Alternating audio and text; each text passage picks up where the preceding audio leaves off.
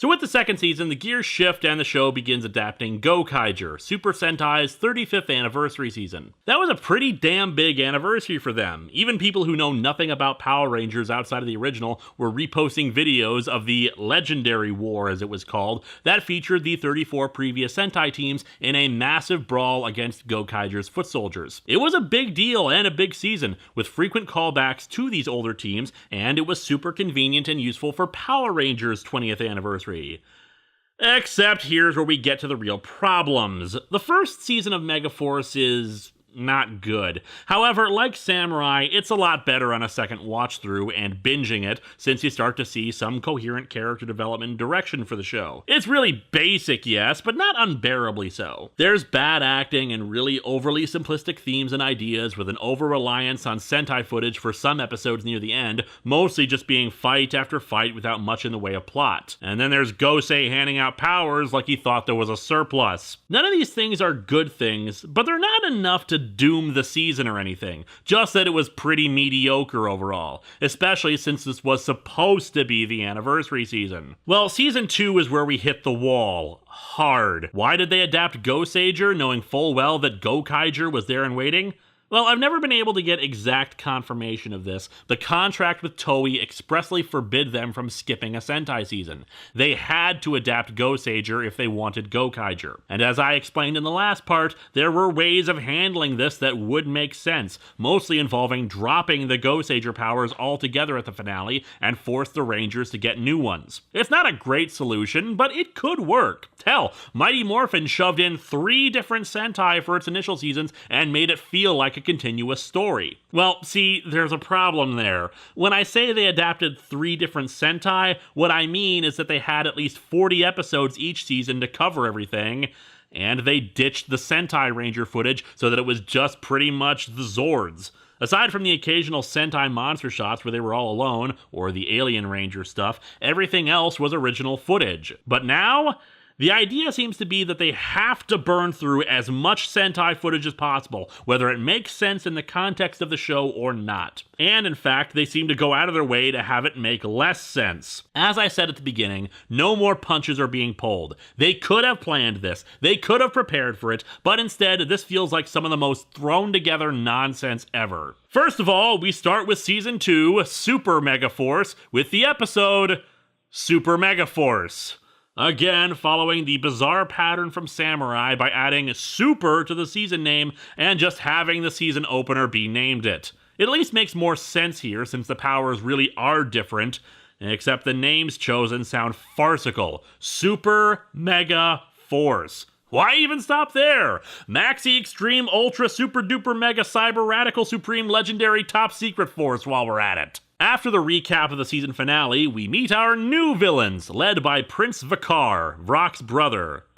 Argus, Levira, our invasion went well. The humans barely put up a fight. For the record, the invasion is not over. In fact, as we see, it has barely begun. No areas are controlled by the Armada, the Rangers are not captured or killed, and they already feel the need to send in a second wave of troops. Oh, and don't get used to the demeanor of Prince Vakar as triumphant or the like. To really not help with this bold new direction, Vakar's attitude changes almost immediately after the first episode, so that he's a whiny, petulant, self-obsessed, overly pampered moron who feels like he's going to yell and scream if 20 servants haven't polished his shoulders in the correct manner. The theme song has changed its visuals, highlighting the nature of the show, including the ending shots of Power Rangers helmets from the last 20 years, as well as the new powers, but we'll talk about those shortly. We're introduced to the new foot soldiers, X-Borgs. They are a marked improvement over the Lugis, with big robot helmets and robot noises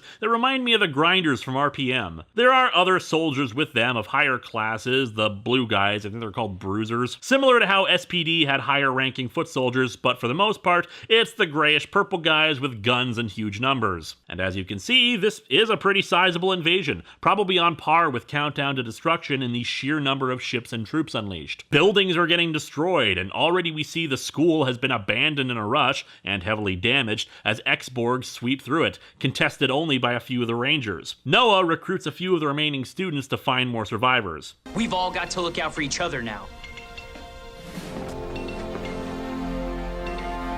Stay strong. You guys can do this. The Rangers make it back to the command center, a little worse for wear. The world has never seen an invasion like this. Yes it has. This is already a bad sign for your anniversary season when it can't remember one of its most beloved and remembered episodes, the one that ended up killing Gosei's purported mentor. The others can't believe the War Star aliens were only the beginning, which makes me kind of question just what exactly the relationship between the two forces was. Did the War Star aliens serve the Armada? Were they a specific wing? Why was Vrock with them if he was a prince as well? For that matter, considering his royal status, if the Insectoids were just a wing of the Armada's military, why wasn't Vrock in charge? I suppose they could have just been the scouting force, but then why were they constantly talking about conquering the Earth themselves despite heavy resistance? Troy also arrives, having failed to locate Robo-Knight. The Armada has cut off their communications as it is, meaning things are grim.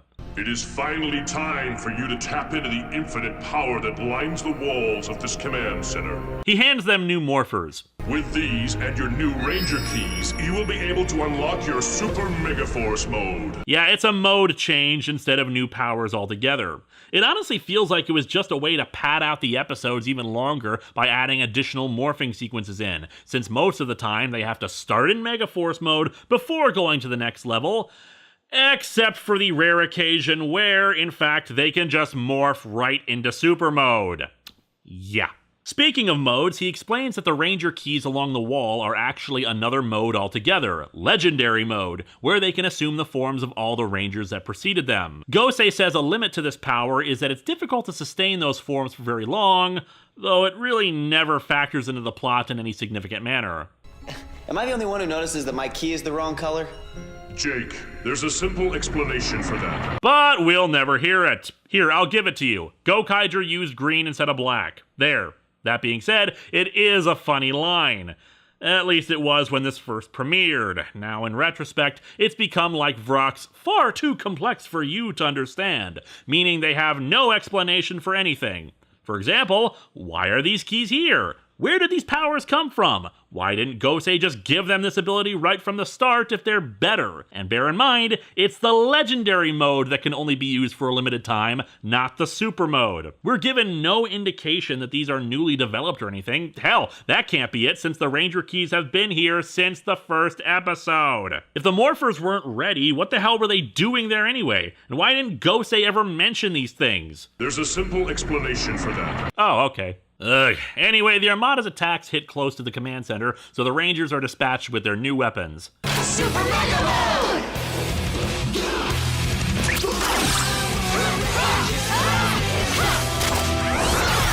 One complaint people do have for the show that I have to roll my eyes at is the fact that the Super Mode suits are pirate-themed, but that fact is never acknowledged within the show.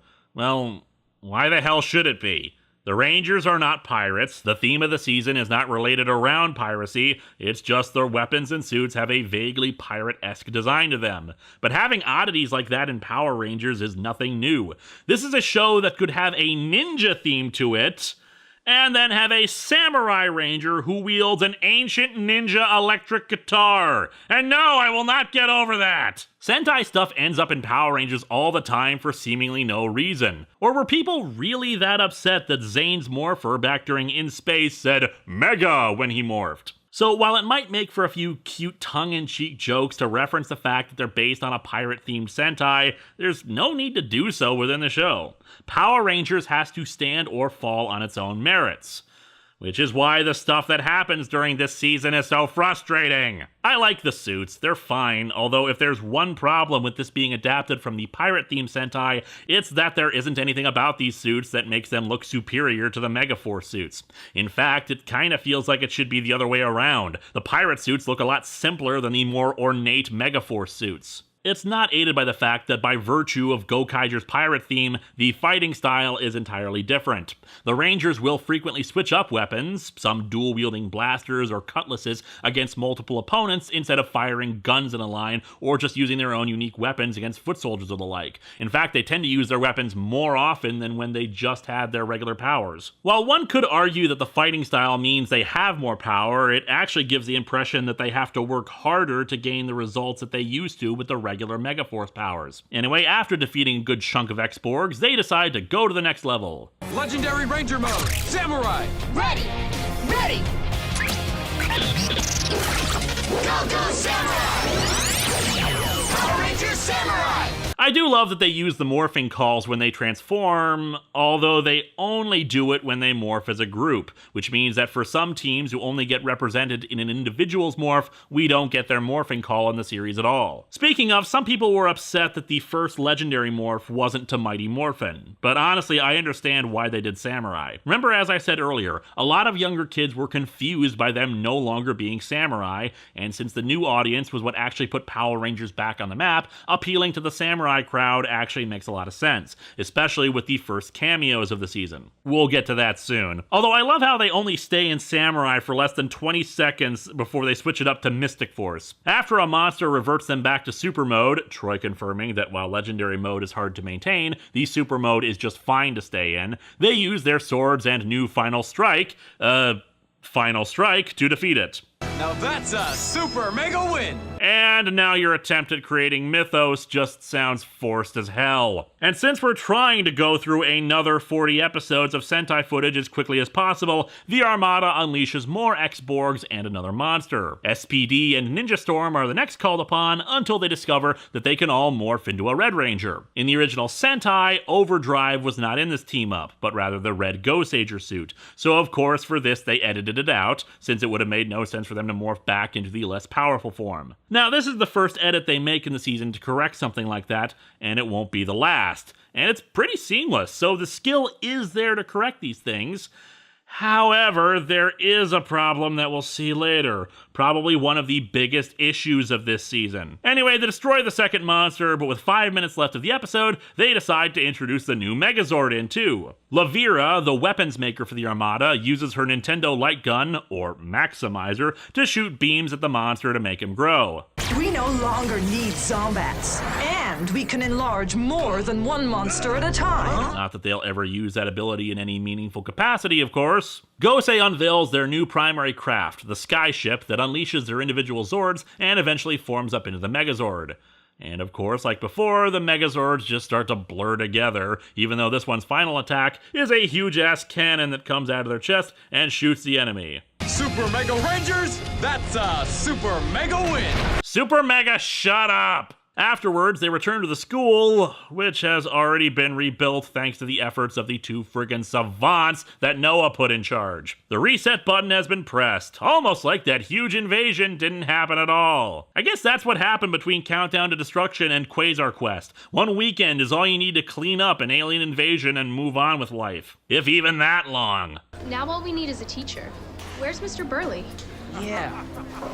Let me take care of that. Is there really only one teacher in this entire school? Criminy, not even Angel Grove High had it that bad. Noah finds our superfluous character. How can I ever repay you? You can get out there and start teaching again. Was that ever called into question? Did we miss an episode? Actually, this does feel like 2 episodes crammed together and really poorly paced. They even clap for him as if his return is some major thing, even though we have no sense of how long it's been since the invasion began. It feels like it's still the same day. Around this time last year, A year has passed since the show began? Sure could have fooled me. There was nothing to indicate a summer break. And hell, with how time probably works in Power Rangers, this could have been the equivalent of 3 years of our time for all we know. I asked the question, which species will outlast all others? If humans work together, they can achieve anything. You all prove that to be true.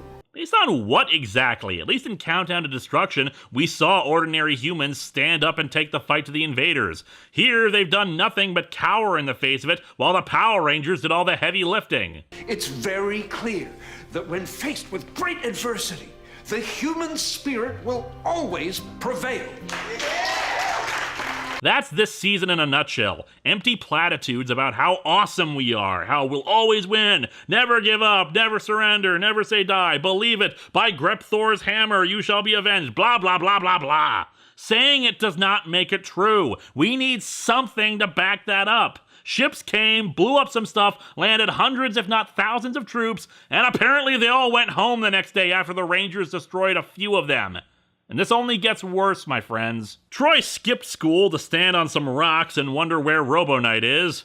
And enjoy this and the second episode of the season as the only times they wonder that before he does return. Now, to be fair, the second episode does show that the damage from the attack has not been entirely cleaned up yet. The opening shots are of City Town still smoldering and construction crews hard at work rebuilding things. The mall was apparently a priority, though. However, we also see our new opening 15-second explanation of the series. To battle this new threat, the Power Rangers must master the abilities of the legendary Rangers. And by master, they mean summon them and use them without any difficulty or mastering needed. The first attack wave was fantastic. What destruction! Yeah, so fantastic, everything is almost back to normal. Anyway, Gosei has prepared a database on all the past Ranger teams. Noah, who in the last season was worried about the exposure of their secret identities on the school campus, is accessing this database in the school computer lab with the monitor facing out towards the door. Nothing could go wrong here. Noah, did you find the battery charger? No, Mr. Burley, I'm sorry. That's why Noah's the smart one of the team. Ah, well, at least he never does that again this season. SPD? Jungle Fury? Wildfire? Samurai? There's so much to learn. Yeah, wouldn't it be great to have episodes dedicated to each different team? Maybe with some returning guest stars to explain their season overall, educate the kids to show why these teams have significance and who they are for those who haven't watched them? Yeah, pity we don't get that. They explain maybe one or two teams during the entire season. Otherwise, their significance is assumed only in that they are there and because they call them legendary. Noah meets up with the others. Gosei said that with each legendary ranger comes legendary Zords we could use. 1. No, that's not the case at all. They're able to access all the team keys already, including SPD, which does give them a new Zord later. 2. Not all the teams give Zords to them. 3. Again, why was this not an option when the series began? But yeah, our grand villain for this anniversary season also begins his descent into mediocrity. What? Whose brilliant idea was that? Yours, boss. Only listen to me if it's a good idea, which all my ideas are, except for this one. It is a funny line, but again, 20th anniversary, and this is supposed to be the largest threat the Rangers have ever faced. So I'd expect just a teensy bit more grandeur than this. Oh, and the Super Megaforce morphers. They're cell phones with a keyhole that open up. That's it. It's kind of neat with the opening up bit, but it's still just a flip phone. I like the tiki heads more. And, oh dear. It's time. I've been dreading this moment. Rangers, you've now unlocked new modes that have never been seen before on this planet. How? How did they unlock them, Gosei? They used RPM's weapons in a fight. That's it. Is it because RPM is from another dimension? Actually, that would be some kind of explanation. Instead, it's... There's a simple explanation for that. Yeah, new season, but still the same Gosei handing stuff out for no reason. But oh yes, modes never before seen on Earth. Let's switch things up! Legendary Ranger mode! Bring on the new powers! These are the suits from Die Ranger, which was adapted into Mighty Morphin Season 2. Albeit, ironically, the full name is Gosei Sentai Die Ranger, no relation, of course. But yeah, aside from the White Ranger, these suits have never been seen in Power Rangers before. And while admittedly, we still technically adapted that season, this is the first of the Sentai-only teams in this season. The appearance of these Sentai-only teams in a season celebrating the 20th anniversary of Power Rangers. This naturally upsets fans, primarily because, and say it with me now, they are not Power Rangers! And thus we return to our theme of this show, the bizarre form of laziness, because the only reason to include Sentai-only Rangers is because of sheer laziness. They didn't want to film new sequences, edit out Sentai-only teams, or find footage of Power Rangers teams that would fit in just fine.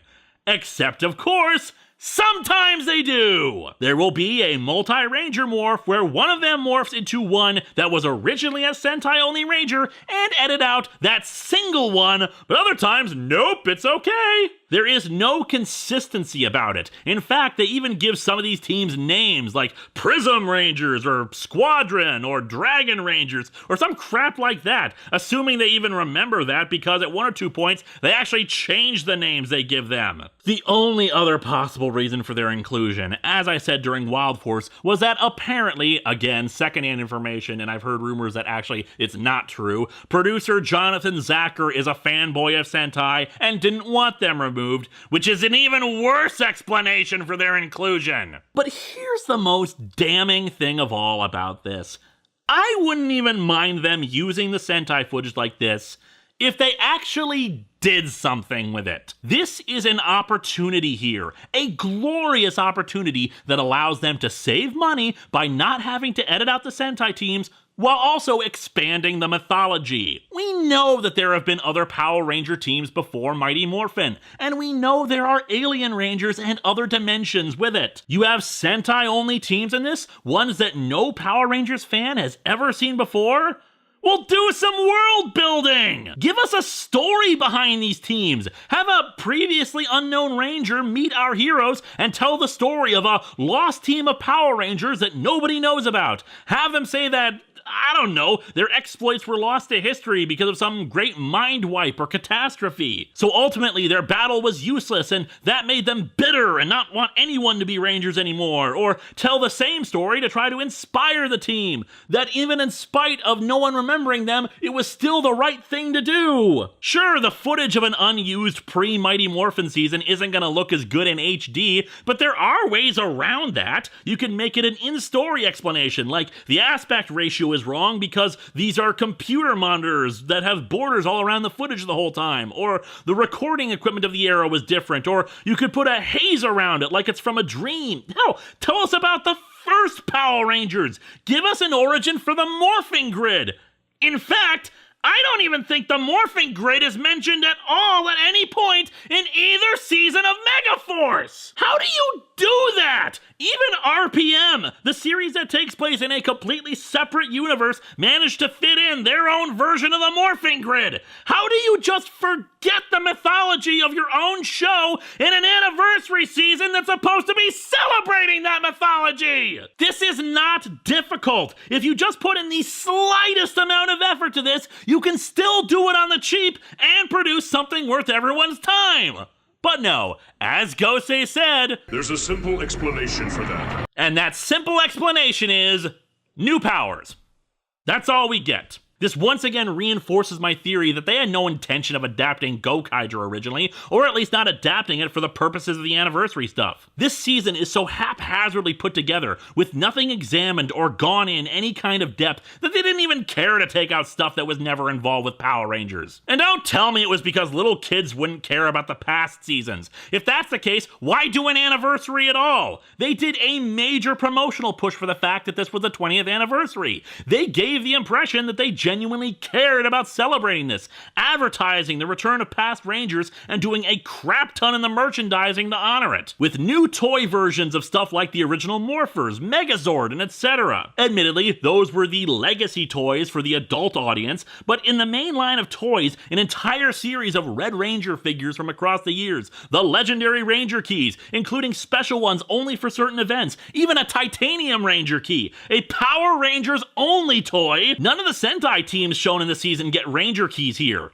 Mind you, that could have just been Bandai who was pushing it more, but it's very sad when the toys you're advertising care more about the anniversary than the actual show does. Oh, I'm sorry, are you sick of my ranting about this subject and you would prefer I talk about the story? To that I say, what story? Oh, stuff happens certainly, but when it comes to consequences for their actions, forget about it. That would get in the way of the fight scenes. Speaking of, there's also the end of the episode to really give a kick in the crotch. Rangers, you've mastered your new SPD powers. That means you can now access the legendary SPD Zords. Oh, it's not that. Forgetting for a fact that mastering apparently is just an XP bar that you fill up by being in that mode, they do some SPD homage with the Megazord, and that's neat even though it has no context for anyone who has never seen it before. No, it's what happens afterwards. All right, you guys, now let's take the fight to them. Yeah. Right. They fly the Megazord into space, and destroy the majority of the Armada fleet in less than 20 seconds. Bear in mind that this is the same fleet that last episode was causing widespread destruction and led a massive invasion force, and they just smacked them out of the sky like they were nothing. Behold the disillusion of tension. If it's that easy for the Rangers to do that, why should we be in any way scared or worried about the outcome of future engagements? Super Mega Rangers, that's a super mega win. That's super mega bullcrap if you ask me. Oh, and at the beginning of the next episode, it looks like the fleet is back up to full strength in the establishing shots, meaning either the Rangers are so powerful the villains are a joke, or the Rangers are morons who celebrated too soon and achieved nothing. Yet we're supposed to pretend they did. Good job! What's funny though is that they could have used that fleet destruction to explain why the Armada reverts to Monster of the Day tactics for the rest of the season, forgiving that somehow Prince Vikar's ship doesn't get destroyed too. But nope! They just do that because it's Power Rangers. Gosei's "now you've unlocked such and such" never seems to end. He pulls new powers and abilities out of his mouth, I suppose, since he doesn't have an ass, all the time this season. And like the first season, it's completely at random for any minor job they do. Sometimes it's character-driven. Most of the time it is not. In Blue Saber Saga, where Noah gains the ability to use 5 Ranger keys at once to deal a final blow to a monster. Why these 5 keys in particular? Well, since the episode was focused on a sword duel, you could argue the 5 keys had something to do with sword or melee combat. Less so the Megaforce key, and a stretch for Mystic Force, but hey, I'll give it to them. Oh yeah, and they have a Megaforce key even though they morph from Megaforce mode. I don't really mind it that much. You could argue that it's part of the powers and they can summon it, yada yada yada. Really not that big a deal in the grand scheme of things. However, that just seems like a logical thing, but less logical is when they summon the Megazord, Gosei just says their teamwork and determination has unlocked a Mystic Force Zord. Bear in mind, this is only 1 episode after the last new Zord. And why Mystic Force? Well, clearly it's because Noah now believes in magic. Why not? Clearly this show already believes in it's magic. We don't have to explain it.